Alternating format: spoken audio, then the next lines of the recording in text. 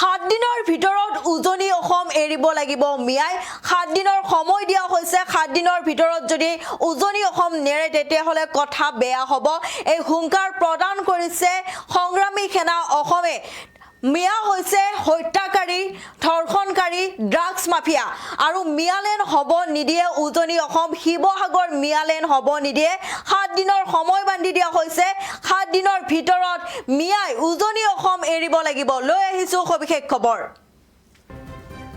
7 দিনৰ ভিতৰত উজনি অসম এৰক মিয়া কেতিয়া অসম উজনি অসম এৰিবলৈ হুংকাৰ দিয়া হৈছে শিৱসাগৰত মিয়াই মাটি ক্ৰয় কৰাক লৈ সৰব হৈ পৰিছে দল সংগঠন আমি শিৱসাগৰক মিয়ালেন হ'ব নিদিও মিয়াক খেদিবলৈ আমি খাজু হুংকাৰ সংগ্ৰামী সেনা অসম আৰু গৰিয়া জাতীয় পৰিষদৰ আমি অসমখন বাংলাদেশী পাকিস্তান হ'ব দিব নোৱাৰো খিলঞ্জীয়া মানুহৰ বাই ভনীক ধৰ্ষণ কৰি হত্যা কৰিছে মিয়াই খিলঞ্জীয়া মানুহৰ মাটি বাৰী সকলো কাঢ়ি লৈছে ড্ৰাগছ মাফিয়া হত্যাকাৰী ধৰ্ষণকাৰী সকলো মিয়া এদৰে মন্তব্য কৰিছে 7 দিনৰ ভিতৰত উজনি অসম এৰক মিয়াই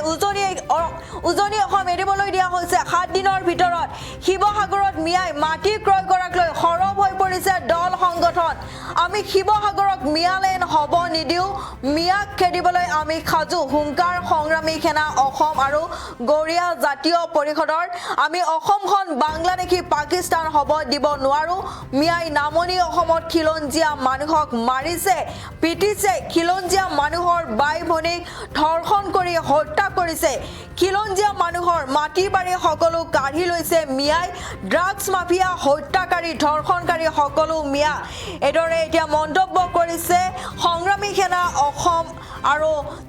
গৰিয়া জাতীয় পৰিষদে শিৱসাগৰৰ কুৱামৰা সত্ৰৰ সমীপৰ মেলবিৰ ৰাজগত 4 গৰাকী মিয়াই ভূমি ক্ৰয় কৰাৰ পিছতে এদৰে সৰব হৈ পৰিছে সংগ্ৰামী সেনা অসম মিয়াই ক্ৰয় কৰা ভূমিত সংগ্ৰামী সেনা অসমে আৰিছে বেনাৰ উজনি ত্যাগ কৰিব লাগিব মিয়াই সংগ্ৰামী সেনাই বান্ধি দিছে 7 দিনৰ সময়সীমা 7 দিনৰ ভিতৰতে এতিয়া উজনি অসম ত্যাগ কৰিব লাগিব সংগ্ৰামী সেনা অসম আৰু গৰিয়া জাতীয় পৰিষদৰ হুংকাৰ মিয়ালেন হ'ব নিদিও আমি উজনি অসম মিয়ালেন হ'ব নিদিও শিৱসাগৰ মিয়ালেন হ'ব নিদিও আমি অসমখনক পাকিস্তান বাংলাদেশী হ'বলৈ দিব নোৱাৰো বুলি হুংকাৰ প্ৰদান কৰিছে সংগ্ৰামী সেনা অসমে ফুলবৰ আলী একিবুল আলী সহ 4 মিয়াই কুৱামৰা সত্ৰ আৰু 37 নং ৰাষ্ট্ৰীয় ঘাইপথৰ সমীপত ভূমি ক্ৰয় কৰিছিলে আৰু এইবাৰ মিয়াই ভূমি ক্ৰয় কৰাক লৈ সৰব হৈ পৰিছে সংগ্ৰামী সেনা অসম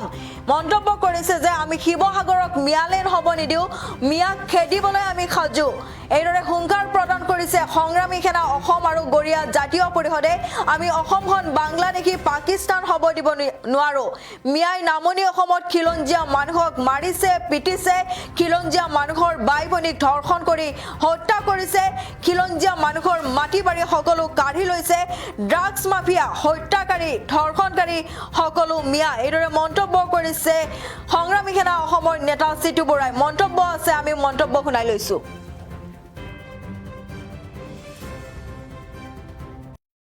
এই আগ্ৰাসন আমি ৰোধ কৰিব লাগিব আজি জাতীয় সংগ্ৰামী সেনা অসমৰ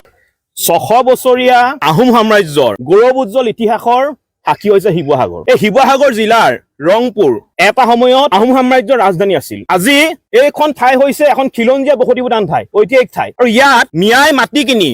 মিয়াগাঁও বনোৱাৰ যিটো ব্লুপ্ৰিণ্ট ৰচনা কৰিছে জাতীয় সংগ্ৰামী সেনা অসমে সেইটো কেতিয়াও হ'বলৈ নিদিয়ে আমি বিগত সময়ছোৱাত যিবিলাক কথা কৈ আহিছিলো এই কথাবিলাক এতিয়া আখৰে আখৰে ফলি আহিছে আজি বৰপেটাৰ পৰা মিয়া আহি আধাৰ কাৰ্ড জালিয়াতি কৰি ইয়াত তেওঁলোকে মাটি কিনিছে এইটো সমগ্ৰ অসমীয়া জাতিটোৰ ওপৰত এক ভয়ংকৰ আক্ৰমণ মিয়াৰ লক্ষ্য উদ্দেশ্য হৈছে নামনি পিছত তেওঁলোকে সমগ্ৰ উজনি অসমত আগ্ৰাসন চলাই অসমখনক বাংলাদেশৰ লগত চামিল কৰা আৰু অসমখনক এখন ইছলামিক ৰাষ্ট্ৰলৈ ৰূপান্তৰিত কৰা আৰু সেইকাৰণে তেওঁলোকে কাম কৰি আছে আমি অসমখন বাংলাদেশ পাকিস্তান হ'বলৈ দিব নোৱাৰো শিৱসাগৰ জিলাখনৰ আমি পৰিৱেশ বিনষ্ট হ'বলৈ দিব নোৱাৰো আজি নামনিত মিয়াই কি কৰিছে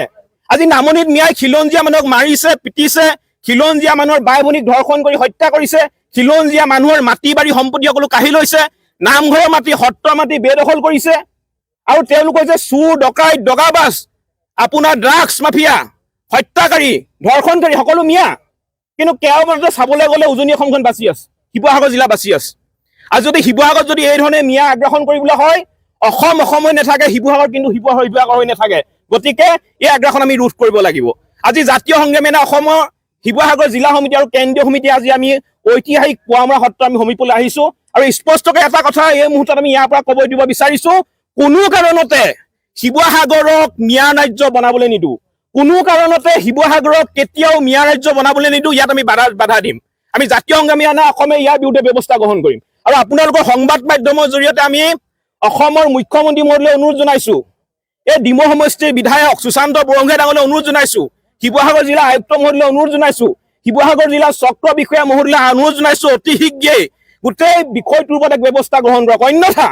জাতীয় সংগ্ৰামী অসমে পৰৱৰ্তী সময়ত কিন্তু গণতান্ত্ৰিক মাধ্যমে প্ৰতিবাদী কাৰ্যসূচী হাতত ল'বলৈ বাধ্য হ'ব। স্পষ্ট কথা। আমি গোটেই ঘটনাটোৰ সন্দৰ্ভত যেতিয়া তথ্য আহৰণ কৰিব বিচাৰিছিলো, আমি গম পাইছো যে চক্ৰ বিষয়াৰ কাৰ্যালয়ৰ দুজনমান চৰকাৰী কৰ্মচাৰী এই ঘটনাটোৰ লগত জড়িত হৈ আছে। তেওঁলোকে মিয়াক মাটি দিয়াৰ ক্ষেত্ৰত আৰু মাটি পতাৰ কৰাৰ ক্ষেত্ৰত তেওঁলোকে কিন্তু সহযোগিতা আগবঢ়াইছে। গতিকে আমি পৰৱৰ্তী সময়ত এইসকল চৰকাৰী বিষয়াৰ বিৰুদ্ধেও জাতীয় সংগ্ৰামী অসমে ব্যৱস্থা গ্ৰহণ কৰিবৰ কাৰণে প্ৰতিবাদী কাৰ্যসূচী হাতত ল'ব। অসমৰ মুখ্যমন্ত্ৰী মহোদয়ক আমি অনুৰোধ জনাম।